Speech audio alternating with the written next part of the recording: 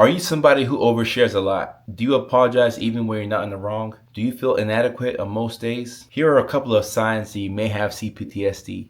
Let's get into it. Before we start, CPTSD is complex post-traumatic stress disorder. This is trauma that's sustained over time. It becomes a cyclical thing, and it becomes an unfortunate theme of your life. If you're neurodivergent, this is one of the things that you could struggle with. Number one, oversharing. If you're a person who overshares, you probably do this with the intention of connecting with people. A lot of neurodivergent folks do this. And if you overshare, it doesn't mean that you're trying to trauma dump on somebody.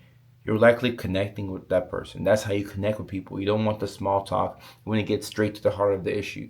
You want to talk about what happened to you when you were 12. You want to talk about the worst thing that ever happened to you in high school. That's just how you connect with people. Oversharing can be a bad thing because hurt people hurt people. So if you're talking to somebody but you haven't developed a relationship with them, that rapport, you don't know what their intentions for you are.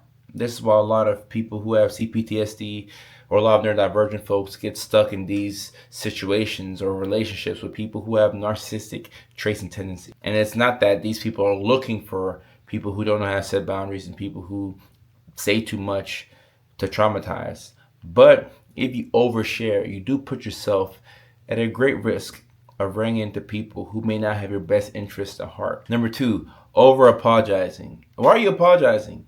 Why are you saying sorry all the time? You didn't do anything. One of the key reasons why people over apologize is because when you were a kid, you were always on guard. You have to be hyper vigilant. You were always looking out because you were trying to impress your caregivers, the people who actually didn't care for you, but they were called caregivers. They were called parents, and they didn't look out for you. So you're always on guard. You're hyper vigilant. You're waiting for the other shoe to drop. It's like you're always waiting for something bad to happen. So because you get easily startled and you're always looking out, you don't want to be in the wrong. You want to make sure that you're right with everybody. You just want to check and be super sure that nobody's angry at you. Like we're all good. So sometimes you say, I'm sorry, I'm sorry, I'm sorry. You didn't do anything wrong. You just don't want people to be angry with you. You don't want people to leave. So if you say I'm sorry all the time, this is your way of making sure that people are still on good terms with you and that everything is all good. Everything is just fine the way that it needs to be. One of the issues that I have with over apologizing is that you predispose yourself to people who have gaslighting tendencies. Now you're apologizing for things that never happened and you feel like you're losing your mind, but you're always saying, I'm sorry, I'm sorry, I'm sorry. They're blaming you for something that never happened, something that you never agreed to. But because your tendency is to say, I'm sorry all the time, now you feel like you're running laps in your head. This sort of stuff is going to drain you. And that's why it's important to only say sorry when you've actually done something wrong. If you haven't done anything wrong, there's no need to apologize. You're good. You're doing a good job. And number three, feeling inadequate. If you feel like you're never enough, you're never good enough, what are you going to do? You're going to try your best to please people. These are your people pleasers. It started because you wanted to please your parents. You wanted to please your teachers, your classmates. You wanted everybody to be proud of you. It's important to understand that not wanting something is just as good as having it. So if you no longer want to people please, that's actually better than successfully people pleasing.